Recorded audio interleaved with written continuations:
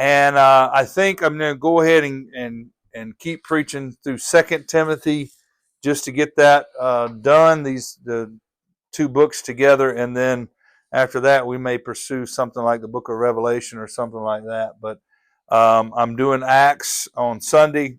And I'm going to tell you what, Acts is keeping me busy. The study on Acts is definitely keeping me busy. It's a lot there, and you got to be careful you don't miss anything.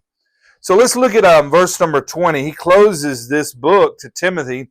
O Timothy, keep that which is committed unto thy trust. He said, avoid profane and vain babblings. Now, earlier in the book of Timothy, we talked about that. We can maybe go back and review some of that one day, but we've already talked about that whole thing about profane and vain babblings. Now, listen, profane is, the world has reduced profanity to cussing.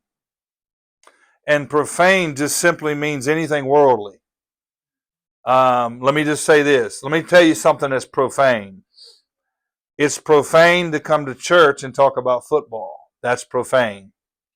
It's profane to come into the presence of the Lord and all the other worldly things on your mind. Those are profane things. They're not holy things.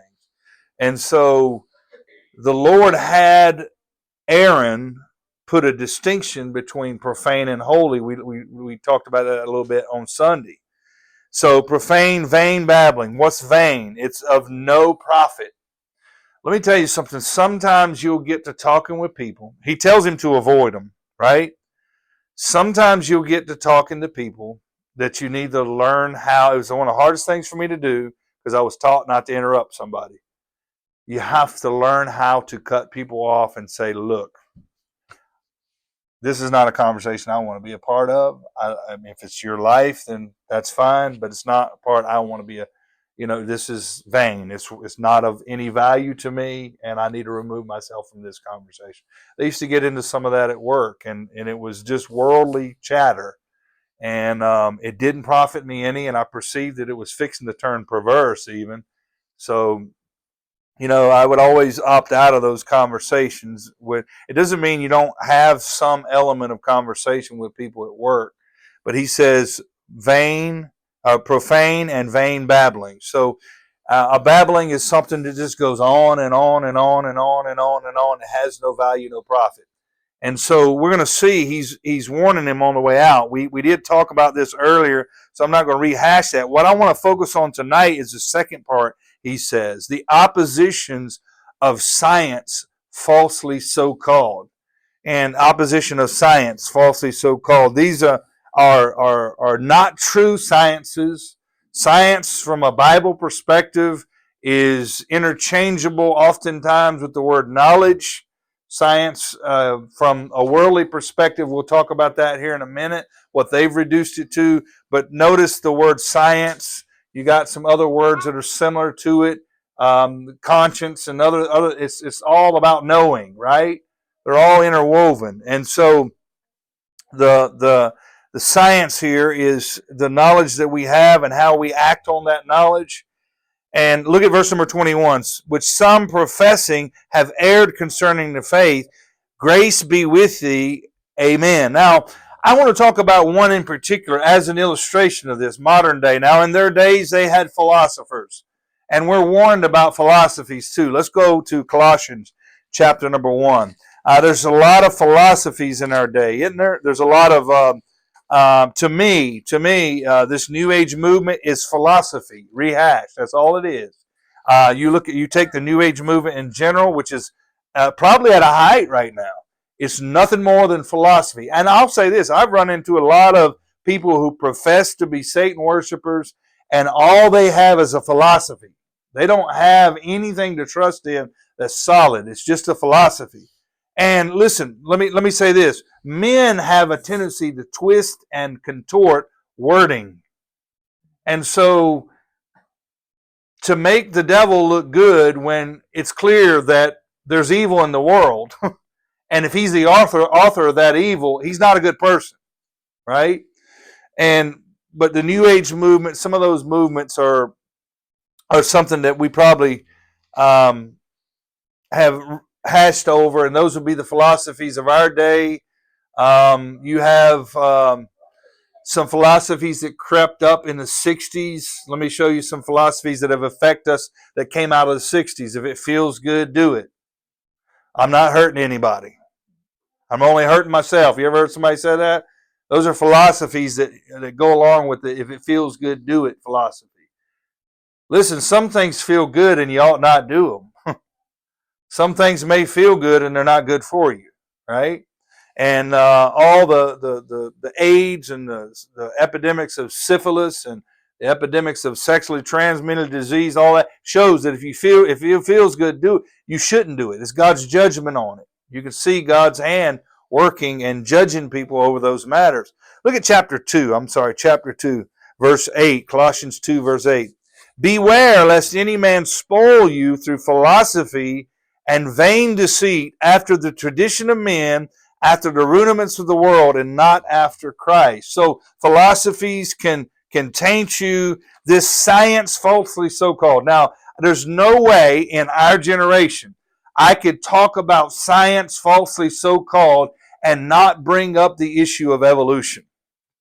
So we're going to use a science falsely so-called in our day to illustrate what he's warning Timothy about, which they had plenty of philosophies. They had philosophies called fatalism, which was basically Calvinism at that time. You know, you're pre-programmed to be good or evil from the hand of God, and you can't help it. And so whatever happens. God already planned for it to happen. Whether it's you turning out wicked or whether you turning out good, which makes God sinful, right? God's not a sinner, okay? What did God really choose for us? What did he really give us? Choice. He didn't pre-program anybody to be damned or saved. He pre-programmed us with choice, and it's a legitimate choice, okay? And what that does is it allows the blame not to be put on God, because otherwise he's a sinner. He's not a sinner. We know he's not.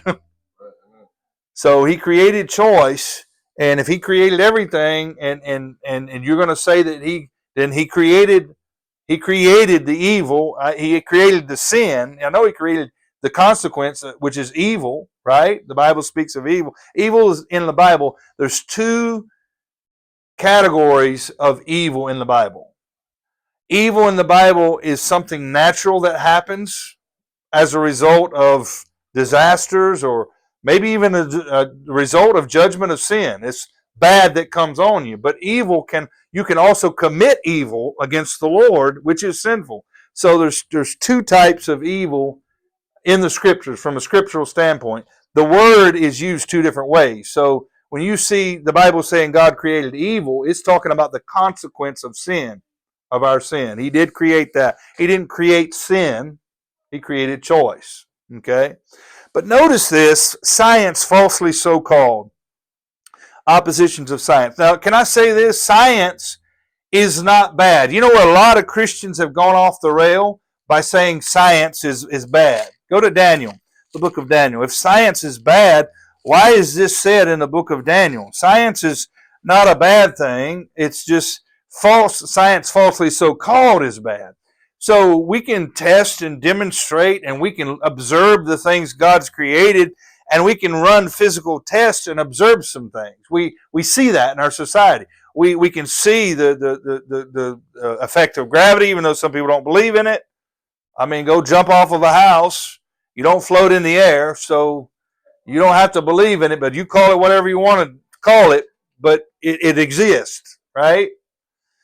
So go to the book of Daniel, chapter number 1. In the 3rd year of the reign of Jehoiakim, king of Judah, came Nebuchadnezzar, king of Babylon, into Jerusalem and besieged it. And the Lord gave Jehoiakim, king of Judah, into his hand, and the part of the vessels of the house of God which he carried into the land of Shinar, he carried into the land of Shinar in the house of his God, and he brought the vessels of the treasure of the house of God. And the king spake unto Ashpenaz, the master of the eunuchs, and that he would bring certain of the children of Israel, of the king's seed and of princes, children in whom no blemish, well favored, skillful in wisdom, Cunning and knowledge and understanding of what? Understanding of what? Science, such as had the ability in them to stand in the king's palace, whom they might teach the learning and language of the Chaldeans. And we know Shadrach, Meshach, and Abednego, Hananiah, Azariah, Mishael were chosen, and Daniel was chosen among them. So you would have to say, if you believe science is bad, you would have to say that Shadrach, Meshach, and Abednego and Daniel were evil for knowing it. So the science is not a problem. I am a science guy. I just look at science from the perspective of a creator and an intelligent designer, rather than from the perspective of we came from a bunch of monkeys, which is absurd. So we're going to talk about science falsely so-called. Listen, if the evidence doesn't support the theory, they came up with this theory of evolution years ago, and it's not like the theory of gravity, right? The theory of gravity is fairly easy to understand because I can test it and demonstrate it. I just did. I just tested it and demonstrated it. That ain't that hard, right? When it comes to theories of sound, I can test them and demonstrate them. Right? Testing and demonstrating, right? You know, you want to see the effect of baking soda and vinegar. You put them together. I can test it and demonstrate it, and then make observations of that little. We used to make little volcanoes, you know, fake volcanoes, an eruption for a science project. Those are testable and demonstratable. But this theory, I believe it's a science falsely so-called, called evolution, should have been thrown out a long time ago. And listen, I'm going to tell you, it's a science. I'm just using it as one illustration. When there's evidence, this world is holding on to things tenaciously. Why? Why do they hold on to stupid theories like evolution? Because the thought that there may be a holy, righteous God that I got to answer to scares them half to death. And so they'll hold on to any stupid theory, even though many parts of it have been disproven. And listen, the majority of it, let me say that, it's not even making any sense. So let me show you what the theory of evolution causes people to do. The theory of evolution causes people to go over to Africa and kidnap a man named Tinga. You can read about him. Put him in a cage because he's black and he's a little pygmy here, and display him beside these other apes as if he's the missing link. That's what the theory of evolution causes people to do, stupid things like that. It causes them to cut a pig heart out and put it in a little girl, which is what they tried to do, and she didn't live. That's what it causes people to do. And the Bible says there's one kind of flesh of man and one kind of flesh of beast. All you got to do is read it. All you got to do is read it. So, let me say this. Science is not the problem. I enjoy science. I use science every year when I plant my garden. I test the soil pH. That's science. I know it has to be in a certain range. Why? Because it's been tested and demonstrated that if the vegetables are not in a certain range, like around about low 6s to upper, low 7s, in that range, most of my vegetables are in that range. But they like that mid 6 range to upper 6 range. Every vegetable is different in the pH that it likes. So sometimes you have to kind of baby one type of plant a little bit more than the other. Some vegetables like nitrogen, like corn and some of these other vegetables similar to that. They like nitrogen, high levels to grow. And so it's a science, right? And so those are things that I can test and demonstrate, and I have in my garden for many years, trying to figure out how to grow stuff. It doesn't come naturally to most people. Okay? But this thing called evolution is a science falsely so-called. And I want to say this. First of all, science is supposed to be empirical. That means there's data that drives it. It's supposed to be testable and demonstratable. You know what you can't demonstrate? You can't demonstrate one animal changing to another animal. So evolution would teach that non-living material produce living material. How so? You got to have an astronomical amount of faith. That to me, that's more faith than I have in believing that God said it and it was done. You got a lot of faith to believe that non-living material, without the help of an outside agent, all of a sudden just turned into living material. Where did the life come from? Where did it come from? It's a lot of faith. Let me say this about evolution. Evolution is just as much a religion as Christianity. It is a religious belief because it takes a lot of faith. I'm going to show this. I'm going to demonstrate this in just a minute. It takes a lot of faith. It's a philosophy. You know, one of the things I read recently, I'm still reading this junk, how that birds evolved from dinosaurs. Again, if I drop this, I can measure the rate it even drops on a watch. I can measure a lot about it. Show me a bird changing to anything but a bird in the laboratory. Show me a dog changing to anything else but a dog. See, let me tell you how this fairy tale starts. This is how the fairy tale always starts, and you guys know how the fairy tale begins. And in my elementary school books, this is how they began, millions of years ago. And listen, you ought to teach your kids that when those words are spoken by somebody, a fairy tale is fixing to start. Because that's how the fairy tale starts. See, it takes millions of years to do what I can't observe in the lab. It's not science. You can't say it's science because I can't test it or demonstrate it. It's science falsely so-called. Listen, the science side of me is going to come out a little bit tonight. I do have some Bible verses that we're going to go over. I hope you'll pardon me for this, but it's something I have to cover in this generation that we're living in. I just read an article because I still read some creation articles, and I still read some other articles about these nuts, how they talk about evolution, the birds and dinosaurs evolving, and they similar structures, and they go through. Listen. If I were to take 10 skulls of different species, put them up here, let me show you science. Let's look at science first, and then we'll look at science falsely so-called, which is evolution. What can I tell about each one of the skulls? If they're similar, let's just say I had a baboon, and I had a chimpanzee, and then I had a gorilla, and let's just say, not that it would be good, and I just had a human one. And then maybe I could even put a dog one up here with it. Just a skull.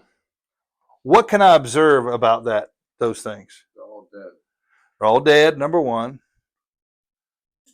They all got eyes, or had eyes at one point. They all have a place for a nose. They all have jaw structures. They all have teeth structures. Those are things that I could observe about them. But evolution wants you to say that this one right here produced this one. I don't know that this one even had any kids, let alone kids that are different. See, these are things that they want you to buy into that are not factual. Just because you find a bone in the dirt doesn't mean you can draw a conclusion about it. You don't know that this one changed into anything by finding it in the dirt. All you know, it died, and here it was. You might can tell what it died with if there were things around it. You might can tell what it died of. But listen to me. It's amazing how much, if humans evolved from apes, show me that in the lab. Well, you just need millions of years ago. Here goes the fairy tale again. It's a science falsely so-called. Falsely so-called. Go to Proverbs chapter 19. Let me show you this. Proverbs 19. Proverbs 19. It's funny, an evolutionist will say, well, you're just religious and you have to have faith and to fix all your stuff. And I say, hey, you know what my response back to them is? You're just religious and you have to have faith too. You believe that a single-celled organism, first of all, where did it come from? You just interject that it appeared. You say it rained upon the rocks. Where did the rain come from? You say that a lightning bolt struck the rocks and brought it light. Where did the energy from the lightning bolt come from? Where did the first matter come from? You're not answering the question. See, it's just as much a faith thing for you because you like to interject after everything's done, but you don't explain how it got here. I don't let them get away with it. What you believe, it requires just as much faith as what I believe. I just happen to believe in the Creator because I can see evidence in the order of what He created. And there's no way that from that chaos, a Big Bang, you want to tell me, Big Bang, all of this chaos evolved from a Big Bang. Doesn't make any sense. It does not make any sense. Everything that ever existed, that exists now, started at a singularity. A little old dot, squished dot. Yeah, size of the period. You know what's so interesting too? You got certain planets that are going backwards. Yeah, you got entire solar systems that's been backwards. The law of angular momentum would insist that every single one of those turn the same way. Same way. So boom, they're all turning the same way. And they're not. Some of them are turning this way. Some of them are turning that way. I think Uranus turns an odd direction too. Listen, let me say this. Let's go to Proverbs 19, verse 5. A false witness shall not be unpunished. He that speaketh lies shall not escape. Let me tell you what this is. It's a bunch of lies being propagated. Proverbs 6. It's a bunch of lies being propagated, and we have accepted the lack of proof because there are very intelligent people that I believe come up with this, so we just assume that they know better. They must be right because they're smart. I say this, sometimes the backwoods country guy living up in the mountain who's lived off the land for all of his life and don't even have to go to the grocery store because he's got it all figured out as far as how the crops work and how to feed the cattle and how to have enough food for the cattle for the next year, how to have enough grain for the chickens for the few years. Listen, I believe he's smarter sometimes than some of this crowd. We don't give him much credit. Amen. But he's smart. Yeah. Verse 16, Proverbs 6:16. These 6 things doth the Lord hate. Yea, 7 are abomination unto him. A proud look, a lying tongue. Look at this. Hands that shed innocent blood. A heart that deviseth wicked imagination. Feet that be swift to running to mischief. A false witness to speak lies. 2 times in this passage of things God hates is lying is mentioned. Isn't that amazing? So, let me throw another one out. Let me throw you another lie out. And I've heard this argument, and I've listened to debates, and I've heard this argument in person on the street corner. And I love it. That's why I study these issues. I heard somebody say one time, I said, well, show me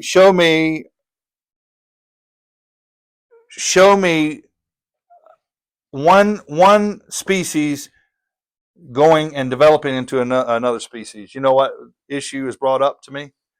Mutations. And I said, okay. And they call them beneficial mutations. First of all, let me say this to everybody here. If you ever hear this argument, there is no such thing as a beneficial mutation. A mutation is losing information. It's not gaining information. Right. You understand what I'm saying? So they'll create a fly, these fruit flies, they'll zap them in the lab. That's what they did. Well, guess what? They zap them in the lab and they lose their wings. And they say, look, we created a new species. No, you created a fly that doesn't have wings. That's what you created. That's all you created. It started as a fly and it ended as a fly. It lost information. Mutations are not beneficial. There's no such thing. Don't you let any evolutionist ever tell you that that a mutation is beneficial. It's not. It's not. Um, it seemed like there was. Well, I'll get into that maybe some other time. But listen. So the evidence that they present doesn't even work. That's what I'm trying to tell you. Let's go through some things that. How about the age of the earth? How about the age of the earth? Let me show you some. Let me just say some limiting factors I talked to Tony about. They say the earth is millions of years old. I don't believe that. And the reason I don't believe that is because, first of all, the sun is a limiting factor. If it's burning off, and we know that it's burning off at a fairly consistent rate, is what we have measured it. And of course, they always say, well, it could have been a different rate. That's what they say. Even though measuring the rate currently and how it's burning off is testable and demonstratable. Well, it could have. Wait a minute. I thought science was testable and demonstratable. Right? But if you go back so far, the sun is too close to the earth, it'll burn the entire earth up. The gravitational field of the moon is another illustration. It's getting weaker. The moon controls the tides. If you go back 100,000 years, which is a limiting factor, then the tides are so high that it'll completely cover the earth, for 24 hours. How could anybody live? Okay. Another one would be the salinity of the oceans. The oceans are slowly getting saltier and saltier. You knew that, right? Well, you can trace back certain amounts of time based on the rates that we've seen. Those things slowly are less salty, and you would be limiting factor. Okay, there would be a limiting factor. The Earth's population, and so the evolution. Let me say the Earth's population is a limiting factor, because if you look at the rate of growth, you couldn't have had billions of years old. There would have been a multitude of people on the face of the earth. Right? So, interestingly enough, I was speaking with an evolutionist one time, and he said, well, we believe the earth went through a bottleneck. And I said, I do too. Tell me about your bottleneck, and I'll tell you about my bottleneck. So he told me what he thought happened. I said, let me tell you what I believe happened. And this makes the most sense, especially at the current rate that we're at. At the time, it was 7.5 billion, and it's up over 8 now. I said, let me tell you the bottleneck. The bottleneck is one of the greatest evidences you'll find on the planet for anything scientifically, biblically that happened is the flood. You can find a tremendous amount of evidence: coal deposits, oil deposits, rock layers. I don't, and we're going to talk about that too. There's some of this stuff is false. I believe there was a flood, and I believe the population was limited to 8 people. Which makes sense based on our population now. Okay? So again, rock layers. This is the way evolutionists try to prove. If you got to work so hard at manipulating, you just throw the theory out. It's no good. It's worthless. So evolutionists, and we're talking about a science, falsely so called. Okay? Evolutionists will say this. You ask them, how do I know the age of the fossils? And you know what they'll tell you? You date the fossils by the strata and the rock that they're in. Okay. And then you ask them later, how do I know the age of the rock and the strata? We know the age of the rock and strata by the fossils that you find there. It's circular reasoning. You see that? And listen, so they'll say they've already presupposed. So let me say something about this. The geologic column is a lie. You say, Brother Mike, that's strong for you to say that. It is a lie. And I'm going to tell you how we know, and we have proven scientifically in our day that it's a lie. Do you know that you have They say each layer, you can see the layers sometimes in certain parts of the country. They say each layer was a different era, right? You know what the problem with that is? We found gargantuous trees fossilized, standing in the upright position that is through multitudes of layers. Did the tree stand there for billions of years while it fossilized slowly?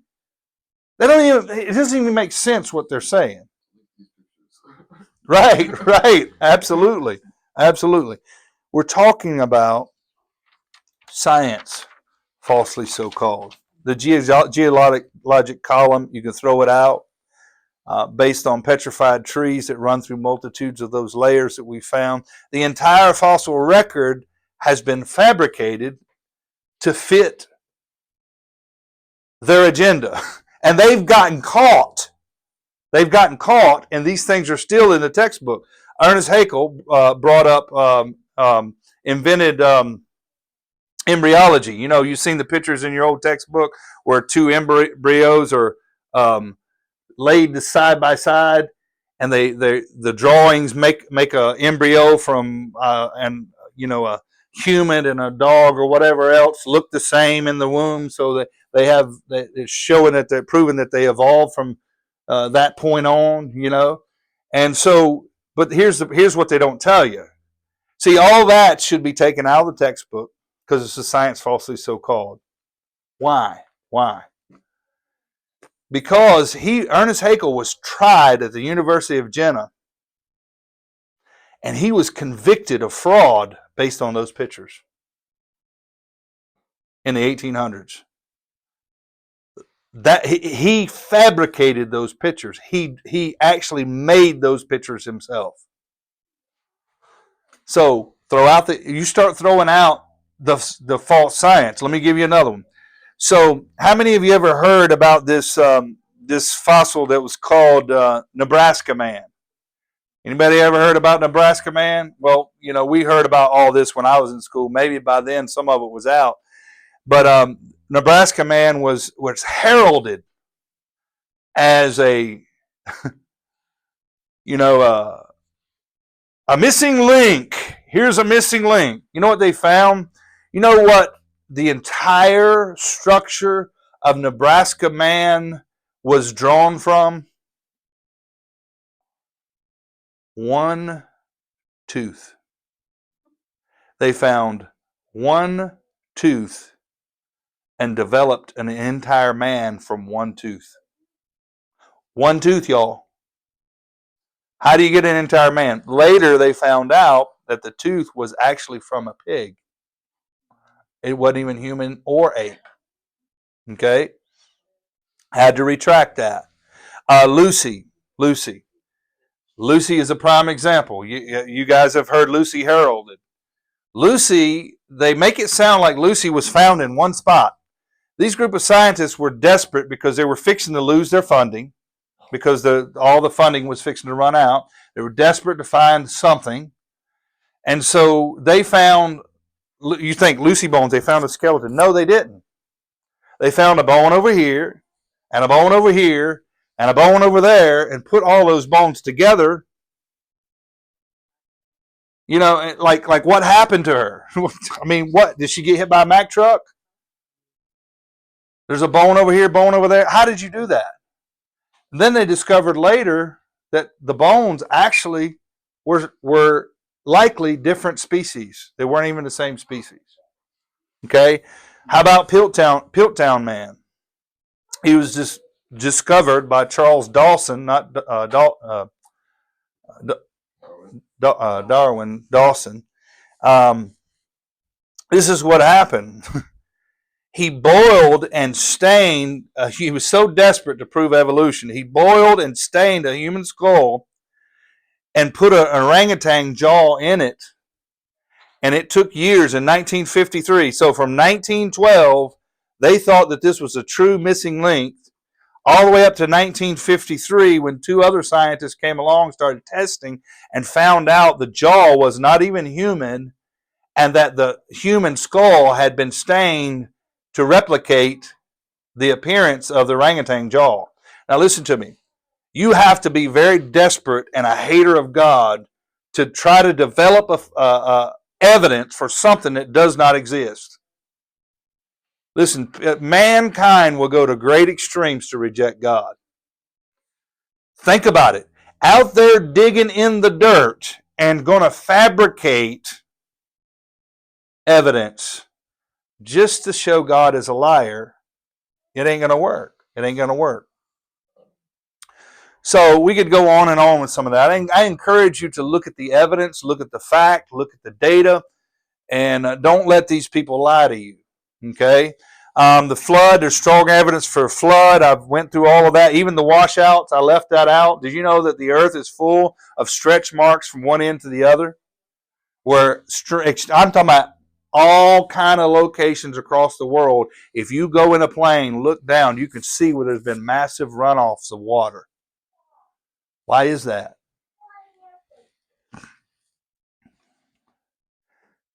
So if we look on the contrary, the evolutionists will say, well, what's your evidence? The evidence of creation is strong evidence.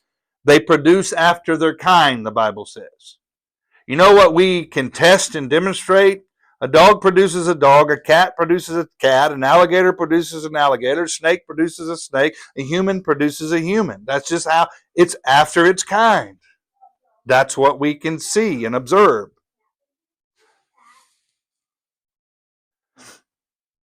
Let me say this. The fact that, praise the Lord, I'll take a parrot, it'll stick in his head if he repeats it. Repeat after me, Ant-Man. All right. But let me say this. The similar structures show a common designer. Okay, so the case was made, I've heard this argument before. If I went out, like maybe certain lug nuts are interchangeable. Some of them are interchangeable, like maybe on a Pontiac or a Honda, they might be interchangeable. What does that prove? That the Pontiac evolved from the Honda? No, it proves that the same manufacturer of that one had enough sense to also try to get in on this deal and get his lug nuts on there. Right? It may be interchangeable. It proves common designer. Like parts that are common prove common designer in the structures. And so you can see, isn't it amazing that a lot of, not all structures, but a lot of structures have two eyes in the front? Not all. You know, they have a nose, a mouth. Isn't it interesting that a lot of things are designed similarly? I mean, why don't we see eyes at the front, a mouth on the side, and ears top and bottom? Why don't we see that? It's a common designer, right? I go turkey hunting. A turkey has two holes in the side. He's got his ears. He's got his beak at the front. You know what that tells me? Common designer. Common designer. A woman has the holes in the ears, eyes on the front, and her beak at the front. I had to say that just to tease my wife. But the age of the earth. I am to the scoff of many. I am a young earth Christian. I believe the earth is young. I'm not ashamed of it. Sun, moon, all testify to that. The earth's, even the magnetic field of the earth testifies. Gravity-wise, the magnetic field is actually changing, reducing. So you think about that. If it was stronger, it's going to be spinning faster. At some point, you're not going to be able to exist because you're going to be so heavy that you'll implode. Go ahead. Young Earth? I've never heard of that before. So young Earth, there's Christians that still believe in an old Earth. I don't believe. Relates to evolution. Yeah, I don't believe a lot of them. Yeah, okay. And I don't believe a lot of them are. I don't even believe a lot of them are even saved. If you want to know the truth, a lot of there's theistic evolutionists. That means that some people who believe God created it, kicked it off, and then it evolved from there. Which we don't. I'm sorry, but God created within that blueprint a design that's still reproducing 6,000 years later. The same thing. I believe the corruption we see, the majority of the mutation and corruption we're seeing as a result of sickness and all this other stuff, I believe it's man-made. I believe we tried to play God in the laboratory and we have messed up man's genetics. That's what I believe. Also, children have been born with extra limbs. Mm-hmm. They have to remove that because it's parasitic and it's actually destroying the body. Absolutely. So Absolutely. it's not healthy. Right. You know, you get a chicken with a third leg. It's not good for the chicken to have the third leg. It's actually bad for them.